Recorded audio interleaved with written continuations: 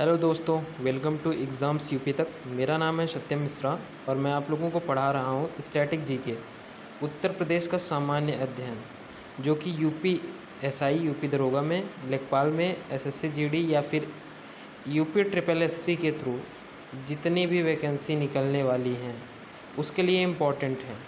तो मैं जल्दी करंट अफेयर लेके आऊँगा जो कि डेली एनालिसिस पे होगा।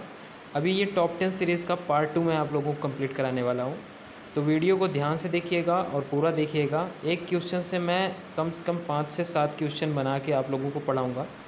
कोशिश करिएगा कि वीडियो को अंत तक देखिए, और वीडियो अच्छा लगे तो प्लीज़ लाइक करिएगा, शेयर करिएगा अपने दोस्तों में, और चैनल को प्लीज़ सब्सक्राइब करिएगा, और नेक्स्ट पार्ट के लिए बेल आइकन को ज़रूर दबा लीजिए। तो चलिए शुरू करते हैं हमारा ये सेकंड पार्ट। क्वेश्चन कहता है, उत्तर प्रदेश राज्य का वर्तमान स्वरूप अस्तित्व में कब आया? 9 नवंबर 2000, 15 जनवरी 2001, 31 मार्च 2000, 1 जुलाई 2003। तो ये कब आया? 9 नवंबर सन 2000 में। क्यों? यूके अलग हुआ था इससे। उत्तराखंड अलग हुआ था। उत्तराखंड की राजधानी क्या है? देहरादून। उत्तराखंड की राजधानी क्या है? देहरादून। उत्तर प्रदेश की राजधानी क्या है? लखनऊ। और उत्तर प्रदेश के सीएम कौन है? योगी आदित्यनाथ, है ना। और उत्तर प्रदेश की जो राज्यपाल हैं वो कौन है? तो वो है आनंदीबेन पटेल। ठीक है, आनंदीबेन पटेल। और कहाँ की राज्यपाल हैं? वो हैं एमपी की। तो एमपी और यूपी की जो संयुक्त राज्यपाल हैं वो हैं आनंदीबेन पटेल। यूपी का पुराना नाम क्या था? यूपी का पुराना नाम था यूनाइटेड प्रोविंस। ठीक है, यूनाइटेड प्रोविंस। और यूपी की पहली महिला राज्यपाल कौन थी, या फिर पहली राज्यपाल कौन थी? भारत की पहली महिला राज्यपाल या फिर यूपी की पहली राज्यपाल? तो वो कौन थी? वो थी सरोजिनी नायडू। ठीक है, सरोजिनी नायडू। ये क्वेश्चन इंपॉर्टेंट है, सरोजिनी नायडू का। नेक्स्ट क्वेश्चन पे चलते हैं। उत्तर प्रदेश राज्य की सीमा पड़ोसी देश नेपाल को मिलाकर कितने राज्यों से मिलती है? 2, 5, 7, 10। तो कितने राज्यों से मिलती है? 10। जिनमें से एक इंटरनेशनल सीमा हो गई नेपाल के साथ, जिनमें से एक सीमा हो गई केंद्र शासित प्रदेश यूटी, यूनियन टेरिटरीज। तो ये हो गया दिल्ली, है ना। बचा हुआ क्या है? 8 राज्य। 8 राज्य में कौन कौन से हैं? 8 राज्य में आपको गिनाता हूँ। हिमाचल हो गया, हरियाणा हो गया, यूके हो गया, उत्तराखंड हो गया, राजस्थान हो गया, एमपी हो गया, झारखंड हो गया, छत्तीसगढ़ हो गया, सीजी बोलते हैं इसे छत्तीसगढ़ को, और बिहार हो गया। ठीक है, बिहार हो गया। तो ये इतने राज्य हैं: हरियाणा, हिमाचल, उत्तराखंड, राजस्थान, एमपी, झारखंड, छत्तीसगढ़, बिहार। ठीक है, तो इतने राज्य हो गए जिनसे सीमा साझा करता है। नेक्स्ट क्वेश्चन है, निम्नलिखित में से किस वंश का संबंध मगध साम्राज्य से नहीं है? हर्यक वंश, शिशुनाग वंश, चोल वंश, नंद वंश। तो इसमें जो चोल वंश है उसका जो संबंध है वो मगध साम्राज्य से नहीं है, ये साउथ का है। ठीक है, इसको विजयराज चोल ने किया था।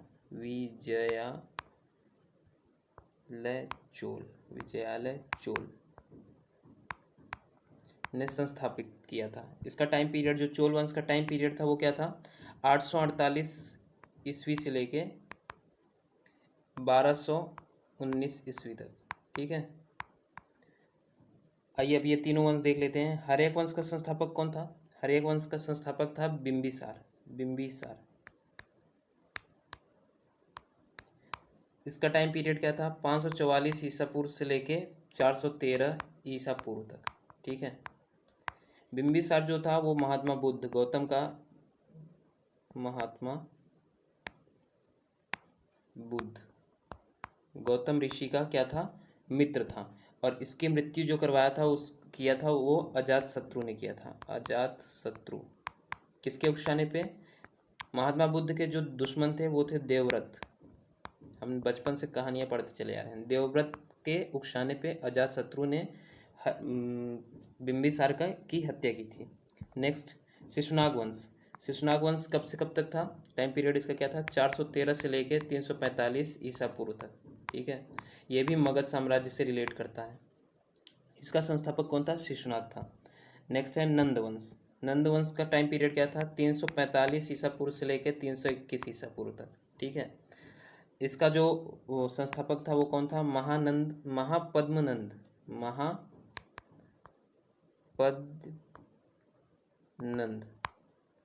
ठीक है, यह क्या था? नाइथ जात से। ठीक है, तो इसका टाइम पीरियड 345 ईसा पूर्व से लेकर 321 ईसा पूर्व तक था। नेक्स्ट क्वेश्चन पे चलते हैं। सन 1526 ईस्वी में पानीपत के युद्ध में बाबर ने इब्राहिम लोदी को पराजित कर उत्तर प्रदेश के किस नगर पर अपना अधिकार किया था? तो उत्तर प्रदेश के किस नगर पर अधिकार किया था? ऑप्शन देख लेते हैं। आगरा, कुशीनगर, आगरा, कुशीनगर, फिर है बस्ती और बाराबंकी, बस्ती और बाराबंकी। तो किस पे किया था? आगरा पे किया था। किस पे किया था? आगरा पे किया हुआ था। बाबर ने 4 युद्ध लड़े हुए थे। 1526 में लड़ा हुआ था पानीपत का, 1526 में लड़ा हुआ था पानीपत का, पानीपत। किसके विपरीत? इब्राहिम लोदी, इब्राहिम लोदी।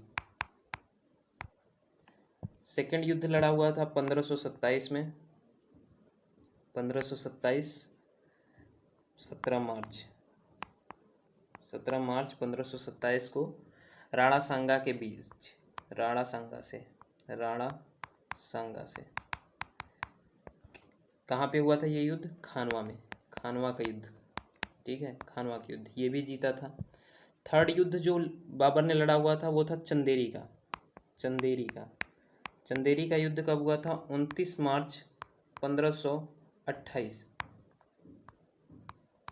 29 मार्च 1528। किसके विपरीत में लड़ा था? मेदिनी राय, ठीक है, मेदिनी राय। लास्ट युद्ध लड़ा हुआ था बाबर ने 1529 में, लास्ट युद्ध 1529 में लड़ा हुआ था। कहाँ पे? घग्गर में, घाघरा का युद्ध जिसके कहते हैं, घाघरा, ठीक है। नेक्स्ट क्वेश्चन पे चलते हैं। अकबर ने किस क्षेत्र में अपने साम्राज्य का अभिन्न अंग बनाया? किस क्षेत्र को अपने साम्राज्य का अभिन्न अंग बनाया? उत्तर भारत, पश्चिम भारत, दक्षिण में असीरगढ़, उपर्युक्त सभी। तो ये पूरे भारत पे राज्य किया था। मुगल साम्राज्य को सबसे ज़्यादा विस्तारित करने वाला जो राजा था वो था अकबर। इसकी कई सारी रीतियाँ थी, जैसे कि ये किसी को अपने अंडर में कर लेता था, अपने सानिध्य में ले लेता था, उसे संरक्षण देने की नीति कहते हैं, या फिर फैमिली रिलेशन बना लेता था, शादी कर लेता था, या फिर मित्रता कर लेता था। तो इसके कुछ ये चाल थे जिसकी वजह से ये फेमस हुआ था पूरे भारत में मुगल साम्राज्य को स्थापित करने में। कोशिश जो थी इसकी वो बहुत ही अच्छी थी। और सबसे अच्छा राजा मुगल वंश में सबसे ज़्यादा गोल्डन पीरियड और सबसे ज़्यादा कला और स्थापत्य का जो चीज़ें बढ़ी हुई थी वो अकबर के टाइम पे ही माना जाता है। अकबर का जन्म जो हुआ था वो 14 फरवरी 1556 में हुआ था। 1556 में कहाँ पे हुआ था? अमरकोट के किला में, अमरकोट के किला में हुआ था, अमरकोट के किला में, ठीक है, जो कि अभी कहाँ है? अब पंजाब में था पहले, अब वो पाकिस्तान पंजाब में है, ठीक है। इसकी जो मृत्यु हुई थी वो कहाँ कब हुई थी? 27 अक्टूबर। अकबर की जो मृत्यु हुई थी 27 अक्टूबर 1605 ईस्वी में हुई थी। कहाँ पे? फतेहपुर सीकरी में, फतेहपुर सीकरी में,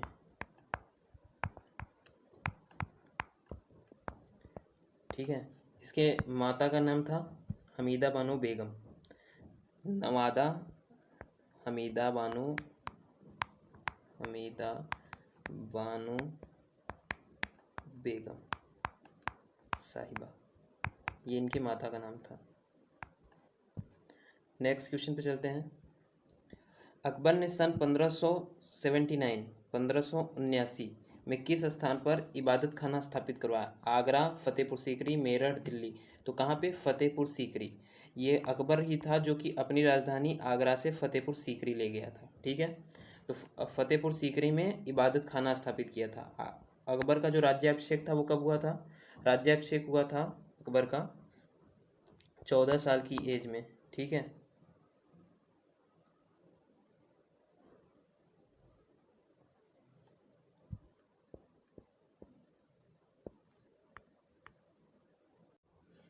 तो नेक्स्ट क्वेश्चन देख लेते हैं।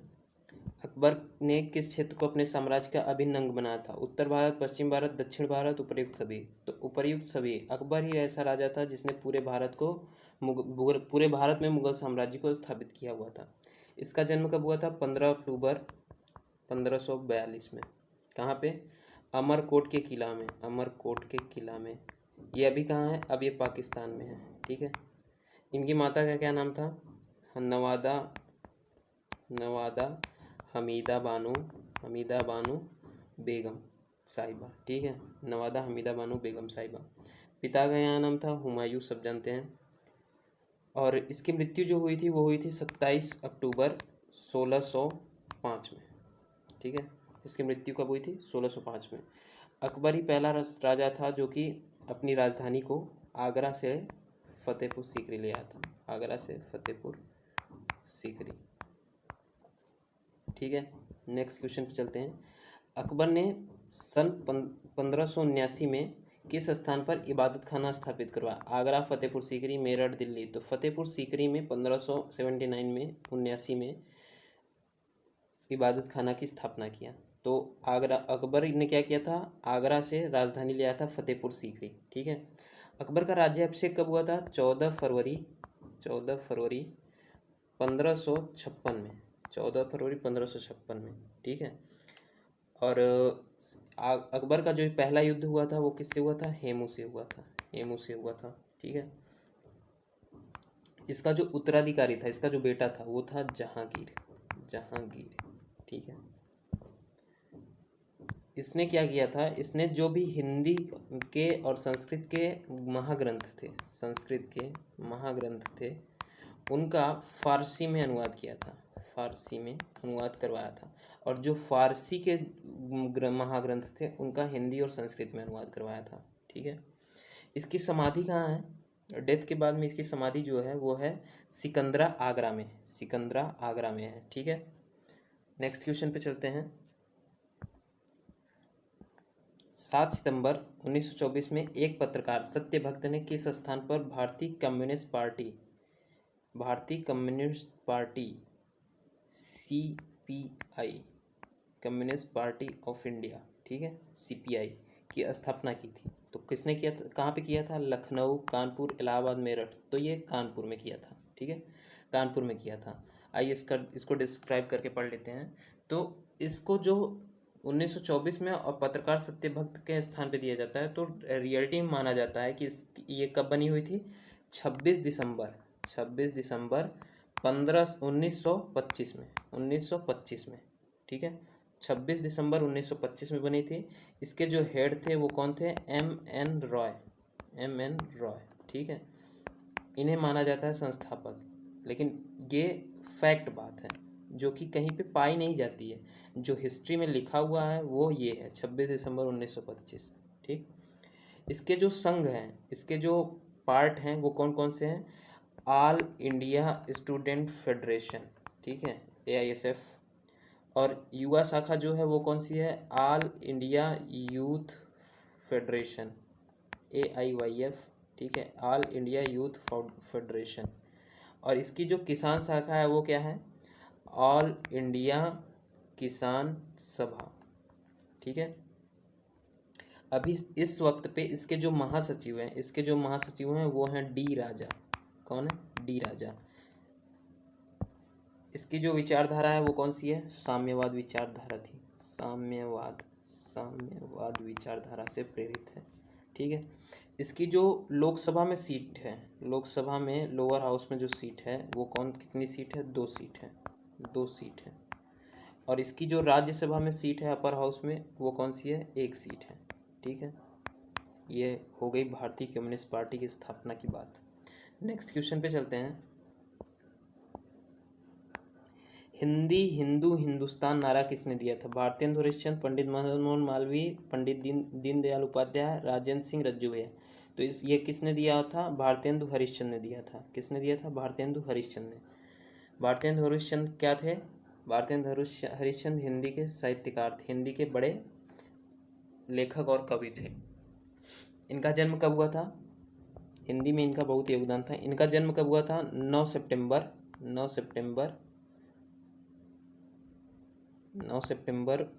1850 में। ठीक है, इनकी जो मृत्यु हुई थी वो कब हुई थी? 6 जनवरी 1885 में। इनकी जो मृत्यु हुई थी वो कब हुई थी? 1885 में। इन्हें हिंदी का पितामह कहा जाता है, पितामह, क्योंकि खड़ी हिंदी और नई हिंदी की जो भाषा है उसका शुरुआत भारतेंदु हरिश्चंद्र ने ही किया था। ठीक, इनके कुछ रचनाएं हैं जो कि अंधेर नगरी और भारत दुर्दशा काफ़ी फेमस है। ठीक, तो इन्होंने क्या बोला था? हिंदी, हिंदू, हिंदुस्तान। अब पंडित मदन मोहन मालवीय का क्या जन्म कब हुआ था? पंडित मदन मोहन मालवीय का जन्म हुआ था 25 दिसंबर 1861 में। कब? 25 दिसंबर 1861 में। कहाँ पे? प्रयागराज में। अच्छा हाँ, भारतेंदु हरिश्चंद्र कहाँ पे पैदा हुआ था? बनारस में। और मृत्यु कहाँ हुई थी? बनारस में ही। ठीक है, 29 साल की एज में ही। पंडित मदन मोहन मालवीय ने क्या स्थापित किया था? तो पंडित मदन मोहन मालवीय ने क्या किया था? काशी हिंदू विश्वविद्यालय। काशी हिंदू विश्वविद्यालय, ठीक है, इसकी स्थापना की थी। इनको महामना की उपाधि दी गई है। ठीक है, 22 जनवरी सन 2016 में इनको क्या दिया गया? भारत रत्न दिया गया। इनके नाम पे महामना एक्सप्रेस चलती है। महामना एक्सप्रेस कहाँ से? बनारस से लेके दिल्ली। बनारस से लेके दिल्ली। इनकी मृत्यु कब हुई थी? पंडित मदन मोहन मालवीय की मृत्यु हुई थी 12 नवंबर 1946 में। 1946 में कहाँ पे? वाराणसी में ही हुई थी, बनारस। नेक्स्ट पे चलते हैं। पंडित दीनदयाल उपाध्याय। पंडित दीनदयाल उपाध्याय क्या थे? पंडित दीनदयाल उपाध्याय बीजेपी के शुरुआत करने वालों में से एक थे। मतलब जो नींव रखी गई थी बीजेपी की उस टाइम पे भारतीय जनसंघ के नाम से, भारतीय जनसंघ के नाम पे। तो उसके जो हेड थे वो कौन थे? पंडित दीनदयाल उपाध्याय थे। ठीक है, इनका जन्म कब हुआ था? इनका जन्म हुआ था 25 सितंबर 1916। कब? 25 सितंबर 1916। और इनकी मृत्यु कब हुई थी? इनकी मृत्यु हुई थी 11 फरवरी 1968। 1968 कहाँ पे? मुगल सराय स्टेशन पे मृत पाए गए थे। मुगल सराय, जिसका नाम अब क्या है? पंडित दीनदयाल उपाध्याय स्टेशन। ठीक है, पंडित दीनदयाल उपाध्याय स्टेशन।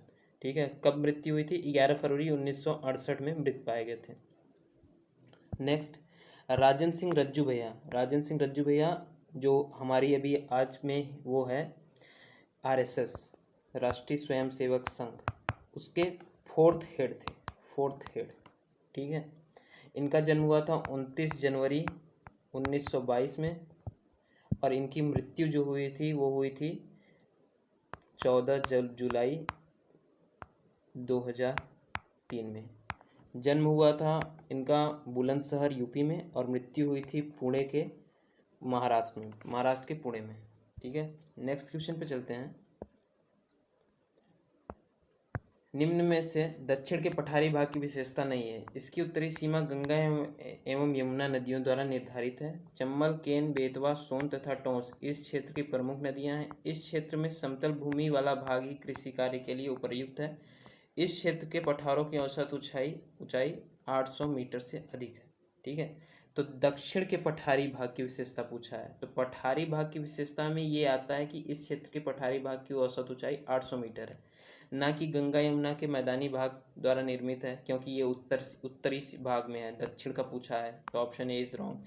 चंबल, बेन, केतवा मिडिल और उत्तरी भाग की नदियां हैं। ठीक है, और इस क्षेत्र में समतल भूमि भाग वाले मैदान की बात ही नहीं पूछा है। ये पूछा है दक्षिण पठारी भाग कौन सा है, तो option D is the right option. Next question, निम्न में से कौन सा कथन असत्य है? उत्तर प्रदेश में वर्षा मुख्य रूप से मानसूनी है। उत्तर प्रदेश में वर्षा का वितरण काफ़ी आसान है। उत्तर प्रदेश में जून व जुलाई माह में अधिक वर्षा होती है। या फिर उत्तर प्रदेश में मानसून की वापसी के बाद आसमान साफ एवं मौसम सुहाना होता है। तो option C is the right option. Option C क्या कहता है? उत्तर प्रदेश में जून व जुलाई माह में वर्षा अधिक होती है। क्यों होती है? क्योंकि मानसून जब आता है तो केरला से होते हुए, मान लीजिए ये भारत है हमारा प्यारा भारत, ठीक है, ठीक, अब यहाँ से होते हुए ये आती है, यहाँ पे टकराती है, कुछ पौने ऐसे इस तरीके से आती हैं, यहाँ से टकरा के जब वापस की तरफ मुड़ती हैं तो यहाँ पे बारिश, यूपी है तो यहाँ पे बारिश ज़्यादा होती है। कब? जून जुलाई के मौसम में। ठीक है, तो option C is the right option. चलिए, यहाँ पे वीडियो का अंत होता है। मिलेंगे नेक्स्ट क्लास में, तब तक के लिए वीडियो अच्छा लगा तो प्लीज़ लाइक करिएगा, शेयर करिएगा अपने दोस्तों के बीच और सब्सक्राइब करिएगा चैनल को, और बेल आइकन को ज़रूर दबा लीजिएगा, क्योंकि आने वाले यूपी के जितने भी एग्ज़ाम्स हैं उनके लिए मैं इसी तरीके से और कई सारे वीडियोस बनाता रहूँगा। तो मिलते हैं नेक्स्ट क्लास में।